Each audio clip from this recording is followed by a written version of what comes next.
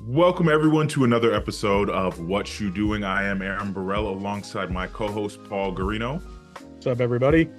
We are joined by a very special guest. What You Doing is going intercontinental. We're crossing the pond. Shelby Vaccaro is joining us from England today. Shelby, how are you? Yeah, I'm good. Thanks for having me, guys. Excited to be here. Of course. Yeah, definitely. Let's kick things off. Paul, I think you had a question for Shelby to kick things off. Yeah, so Shelby, tell us like how you picked Sacred Heart and what year did you graduate? Yeah, so I picked Sacred Heart mainly because I really wanted to play lacrosse and I wanted to stay close to Long Island, which is where I'm from. And I was offered a scholarship to come, and then I noticed all of the great programs they had when it comes to like media and all kinds of things. So because I was undecided, it was a great range of things to be able to choose from. So I chose it, and then I loved it, and I graduated in 2014. Nice. So lacrosse player, what position did you play in lacrosse again? So I played midfield attack. Midfield attack. Gotcha. Okay. Yeah. Very nice. And so you knew before you got to Sacred Heart that you wanted to work in media. Has it always been like a dream of yours to work in media?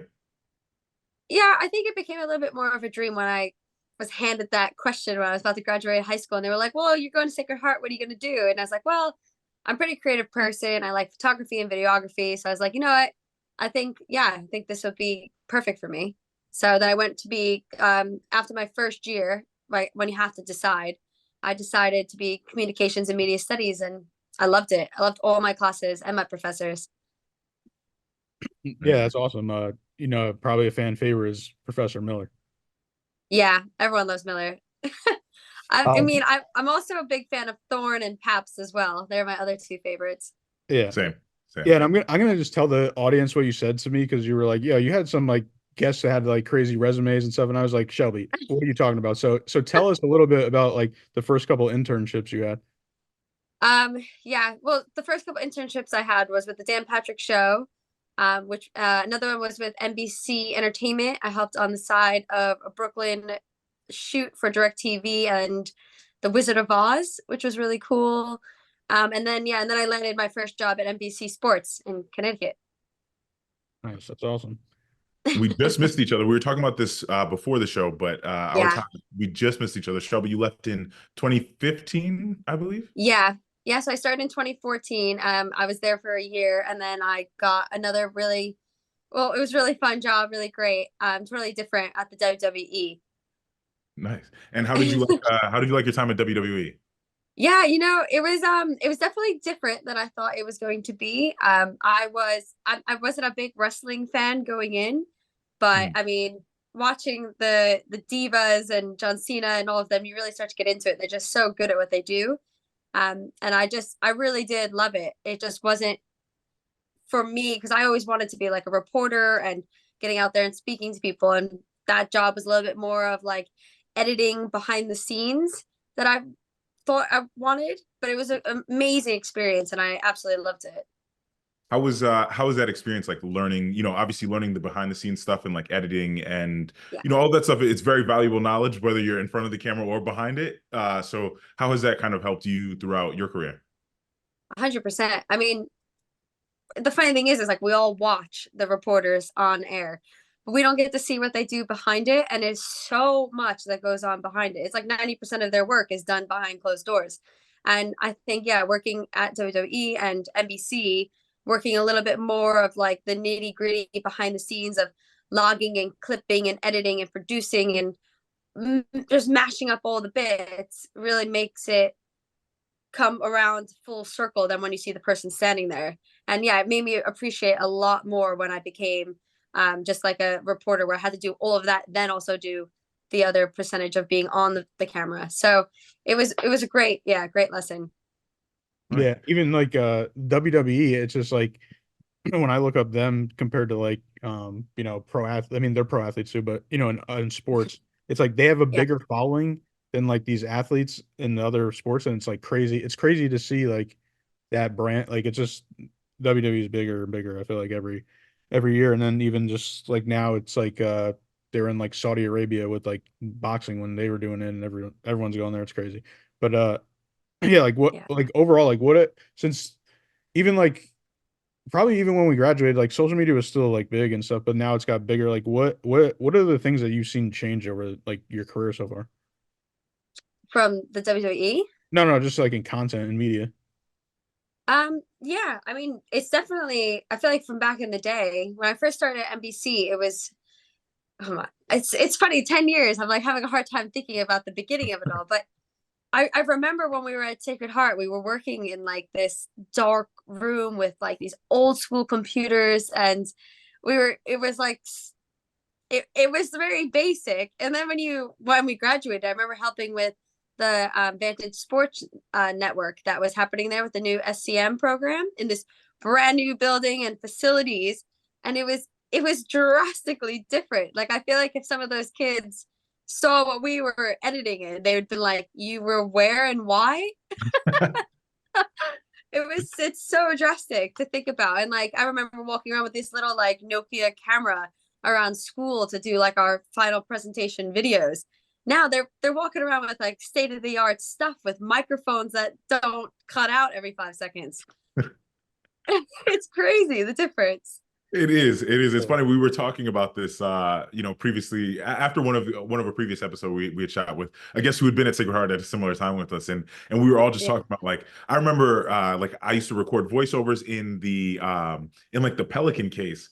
Excuse me, just because I needed something to like there was terrible sound in that room. I know you Yeah. remember like you if you recorded a voiceover, it sounded like you recorded it inside of like a tin can. So you had to like try Yeah. and get creative, but I mean, we learned ways to get creative and like see all of that. Have you been back to campus anytime recently to see the changes? Oh, so I last time, sadly, so I've been back once, and it was last summer, and it didn't even look like the same campus. It was just so much better.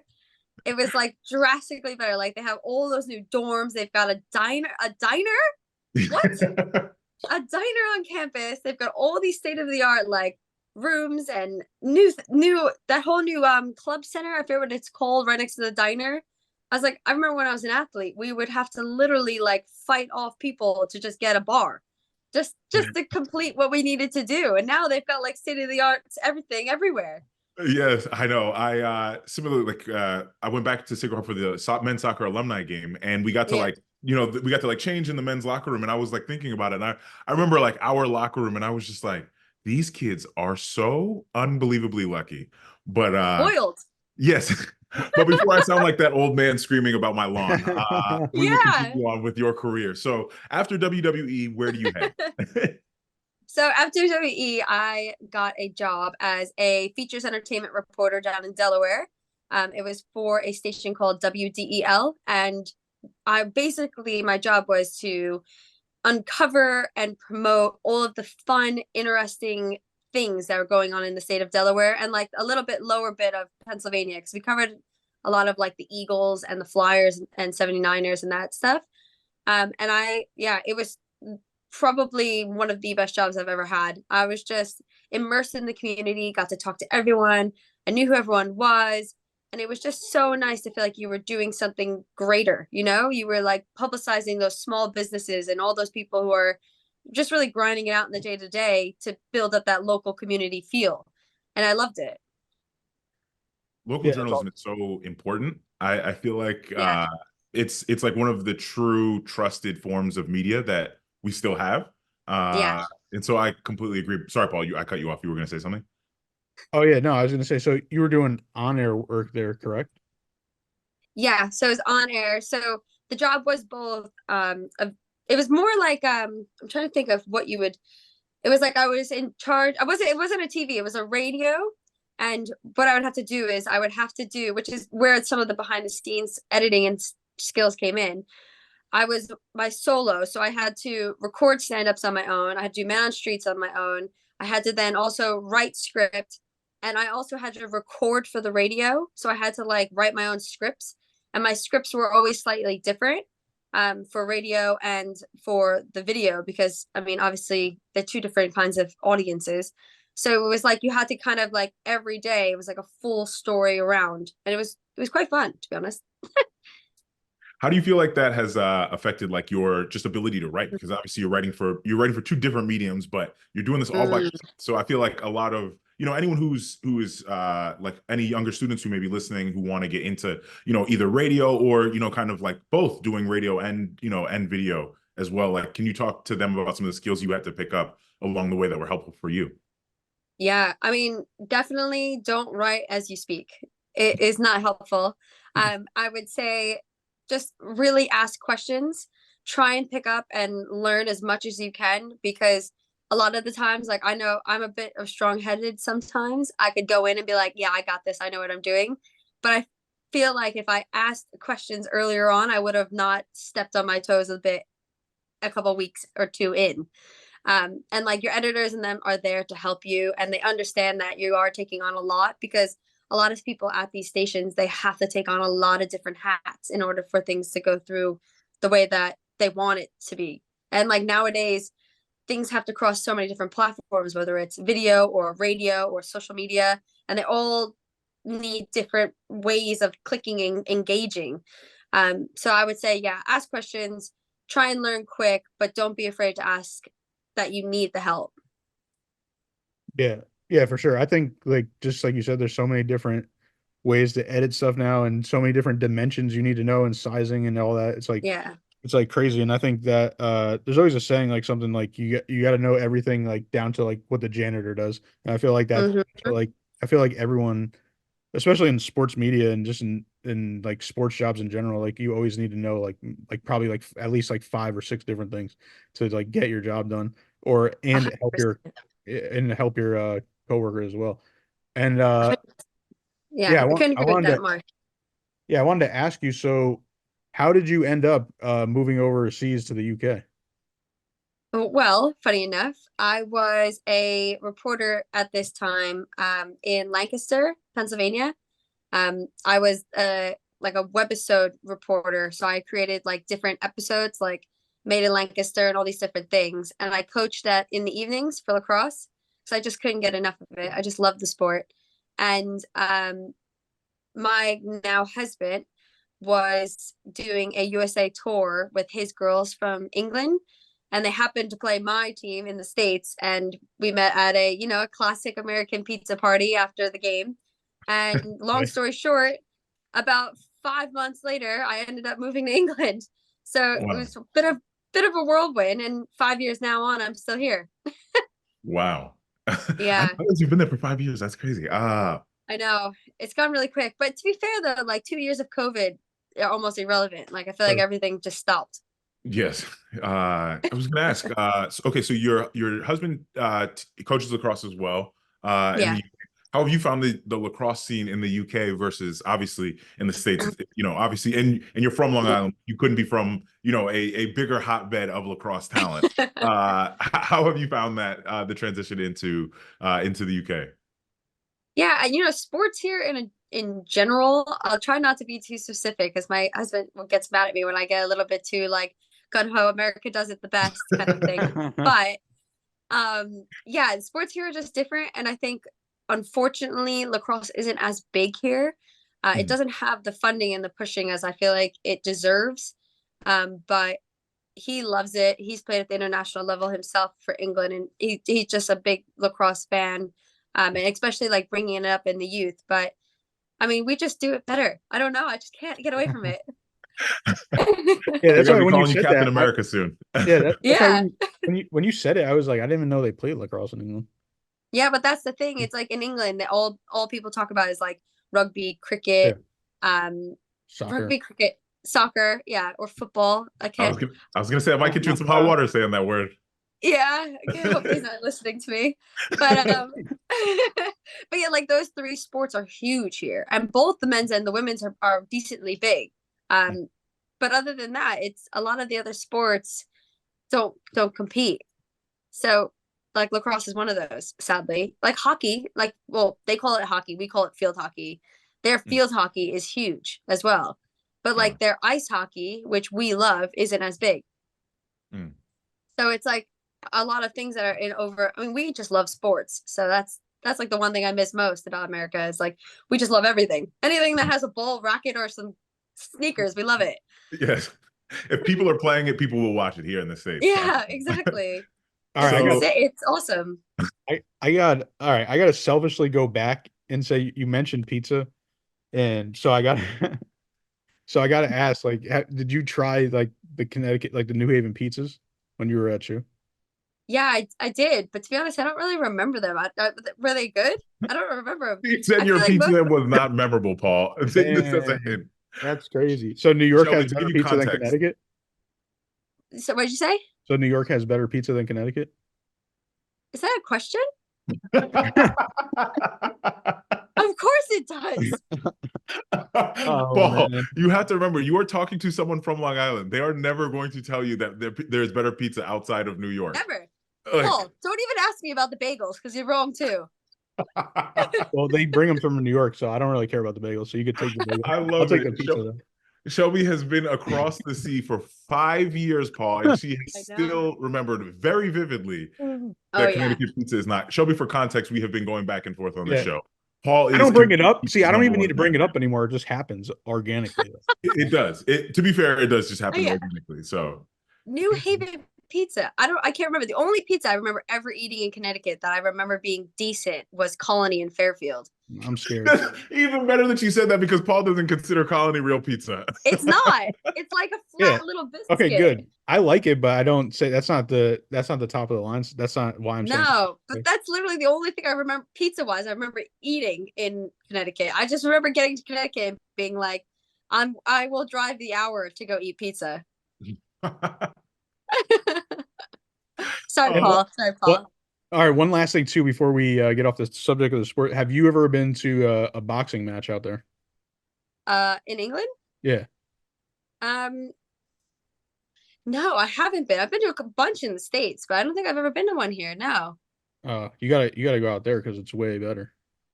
Is it? That's the Yeah, it's first. lit. Yeah, UK boxing. Yeah, it's lit. Okay, well, I'll give it a go. I'm up for all sports, really. I mean, yeah, I'm in.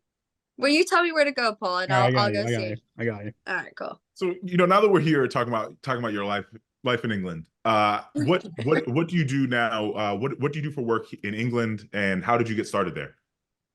Yeah, so well, straight out of COVID, I was going through like the whole visa process, and I picked up a job at a school. And here everyone says it looks like Hogwarts. It's a beautiful old estate building built in like the 1800s, as most things here are. And it's great. I'm a senior marketing executive at the school. It's called Westonbirt School, and I take all the photos, the videographer. Like, I'm the photographer and videographer for the school. I create all the social content, and I just love it because I get to interact with the kids and get to really get on their level, which is kind of like a skill that I used to do when I was a reporter. I got to like learn and capture all those moments. And I really enjoyed that aspect of it. And then my other job that I do on the side is with my friend James. He's brilliant. And now I'm using English words. He's brilliant as a videographer. His eye for things are incredible. And I've been fortunate enough to work with him with a bunch of things for the company we started called Action Visuals, creating a bunch of sport documentaries, which has been really good fun. What's been your favorite documentary that you all have created? Ooh, I probably would choose 4830, just because it was so different. So it was about a guy who lost his mom to breast cancer, and through the pain, he found his love for running. So he decided to challenge himself and do something no one's ever done before, which was run 48 marathons, which is a marathon in every county of England in 30 days. Ooh, 38. Yeah. Brutal. So yeah, so 18 days worth, he was running 2 marathons a day. That's crazy. Yeah. So and in the van, so you would literally like run in one county and then drive to another county and then run in that county. Or sometimes he would run county, finish the marathon, and then to the other county and go straight through. Like, it was incredible. But you can watch it on Amazon Prime if you want. It's on there. Yes, definitely.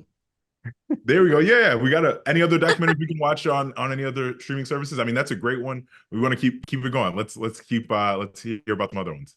Yeah, the Sweet Suffering. So it's about a guy who he is a type 1 diabetic, and everyone kept telling him like, oh, you can't run an Ironman because your blood levels can't be monitored, and pretty much told him it was impossible for him to do. And so the documentary follows him doing it, and he does a full Ironman, and he shows like the struggles of what a diabetic has to go through in training, and when they need to monitor their insulin, and how they can, or how he, I should say, got those little kicks that could keep him going. And it's pretty, yeah, it's pretty incredible. I mean, I was exhausted watching him do it, little, and like editing and all that, exhausted, but I can't imagine physically doing it.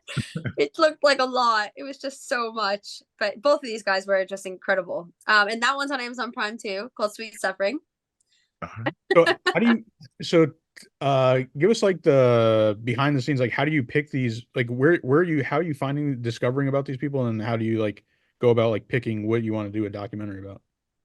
Yeah, so the guy Sweet Suffering, so James was actually just friends of a friend of him, and he just heard about us, that we were starting this company up, and he was like, well, I want to do this, and we were like, yeah, that sounds pretty cool. Let's give it a go, because like, you know, life is all about like, if you have an inkling, go for it, and the worst you could do is just get some practice, really.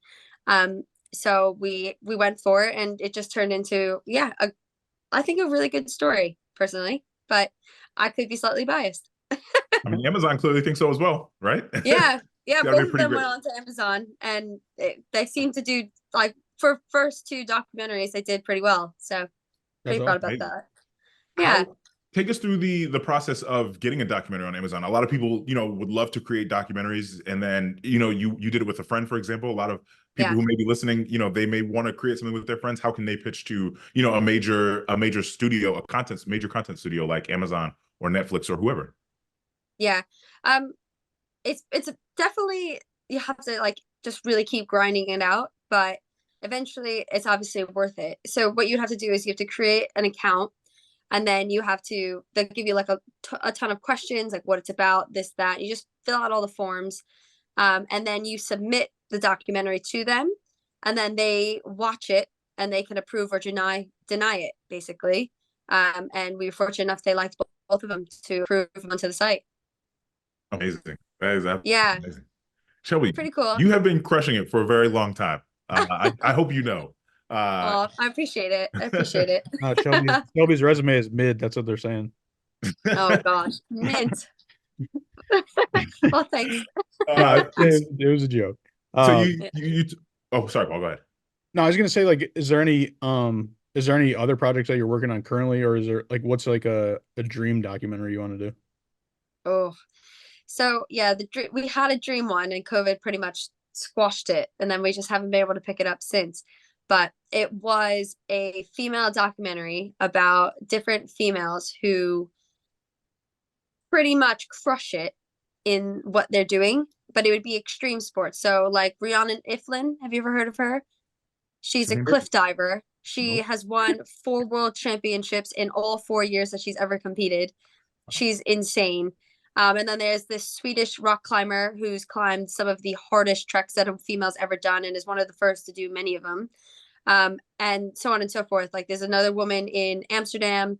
She is it's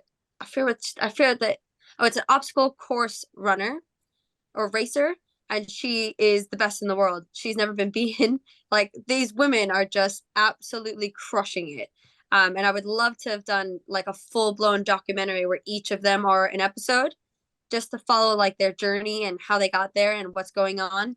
And we were in the talks with all of these women before COVID, and then it just, like, flying to Australia to meet Rhiannon Iflin was kind of difficult. So it kind of got squashed, and it's a huge project, but it's definitely on the back burner, but we just haven't got there. Yeah, that sounds I mean, well, yeah, that sounds awesome. And Yeah. it's crazy too to think, when you say all these different sports, like how many, like we don't even think about other sports. Like there's a million different sports. Yeah. There is. Yeah. I hope. All right, go ahead. No, I was just gonna say there are so many sports out there, but I mean, there's almost too many to think of, but Yeah. it's cool to get like that acknowledgement that they're being done, especially when I mean, I'm very pro female because I don't know, I just feel like it's a great way to be most days. And I just thought I just think it's amazing. These women are doing sports that no one knows about or even thinks that they compete in. So it's good. Yeah. Amazing. I hope that you can revive this documentary and make it happen. We'll see it on Amazon Thanks. Prime or Netflix or whoever wants to pick it up, but hopefully Yeah. you'll be able to do that. It's interesting you were talking about an English word before, and it made me think of just like some of the differences culturally that you have found Mm. since you have moved to the UK. What have been some of the biggest adjustments for you, and what have been some of like the most rewarding parts for you? Yeah, so definitely the biggest differences is I think so we all speak this language called English, but little do you know, the grammar changes drastically. So like when we say Z, they say Z, but like how we spell like let's say color, COLOR, they spell Mhm. it COLOUR.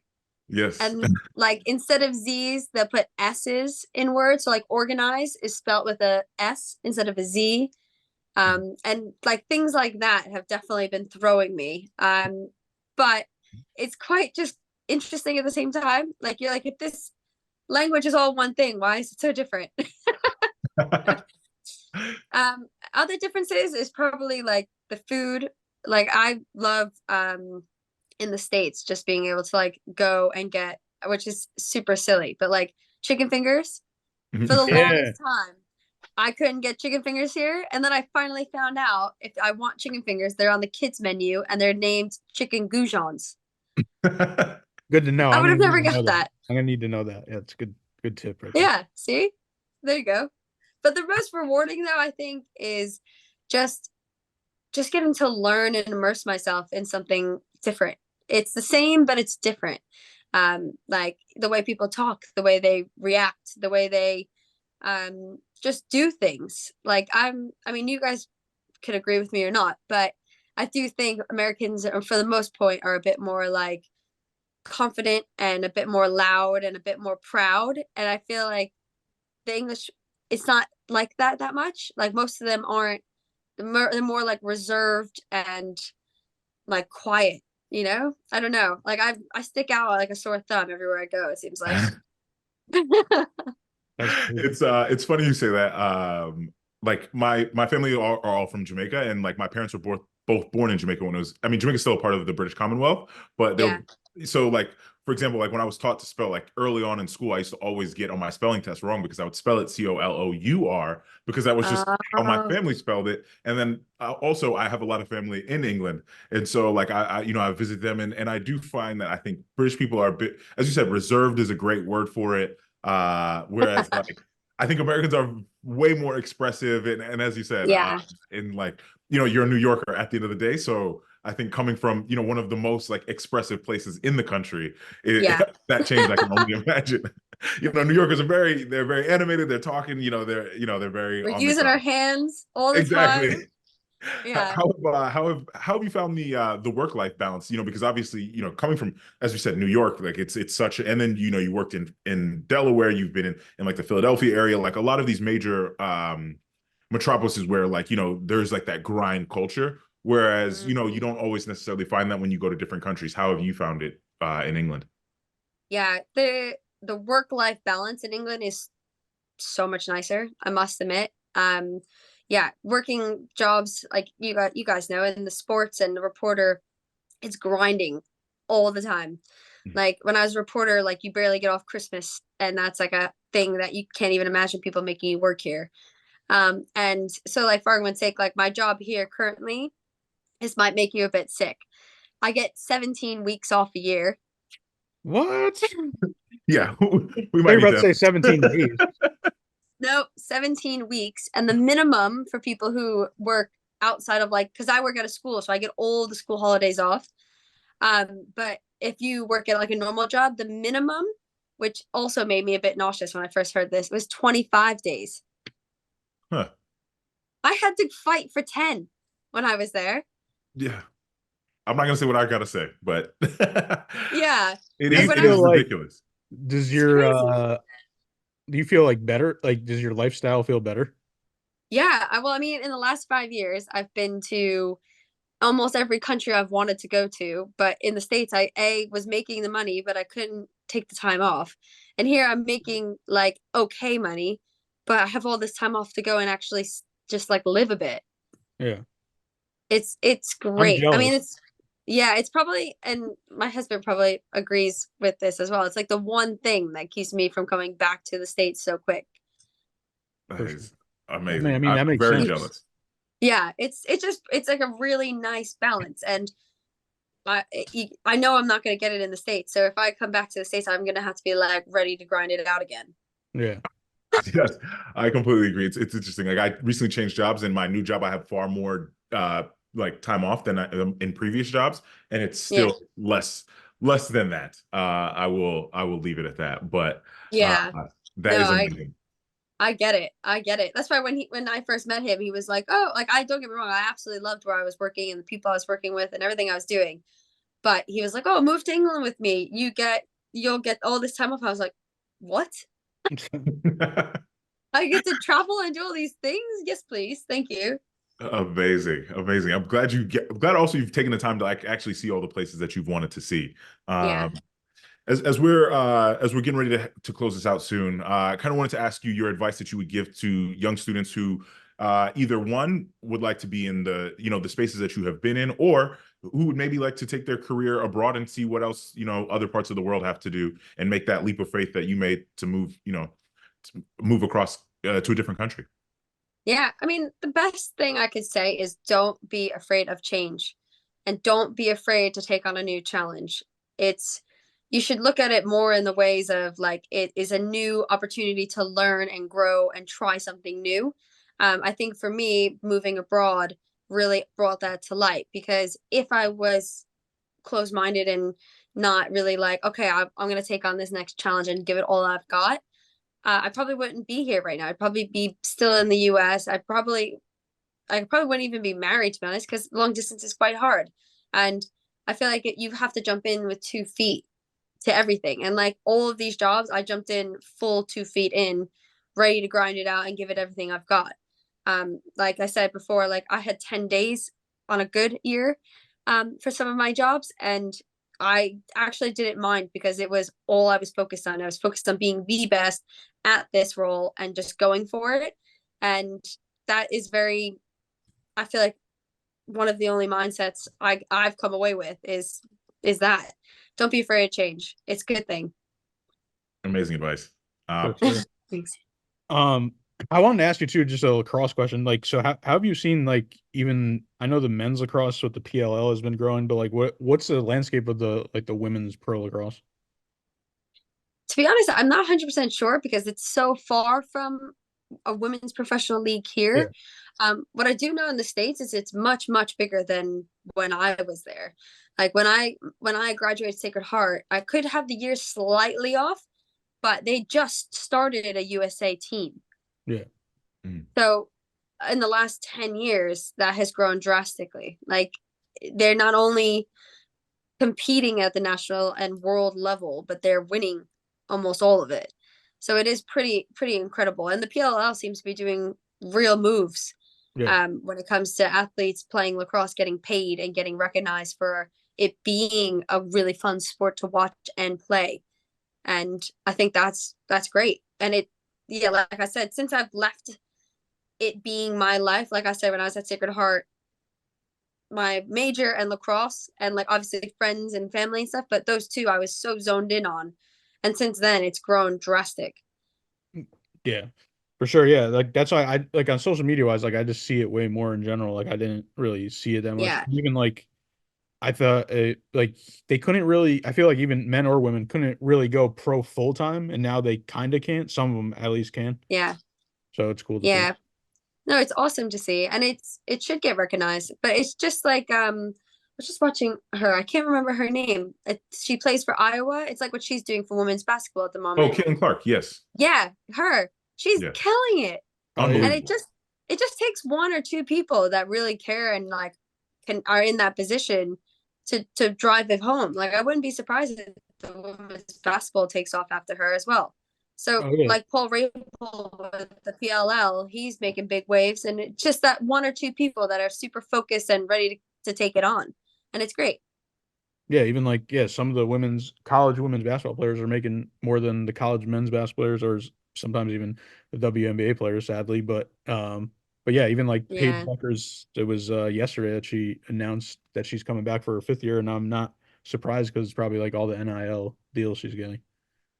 Yeah, it's Oh interesting. yeah, This definitely. is this is probably the first time I was reading. This is probably the first time, specifically with women's college basketball, that there are far more nationally recognized faces than there are in men's college basketball. Like I couldn't name For probably sure. 5 very famous men's college basketball players other than LeBron's son, probably right now. But I can tell you, Caitlin Clark, Angel Yeah. Reese, like Paige Baker, like Paige Buckets. Let me not mess up her nickname. But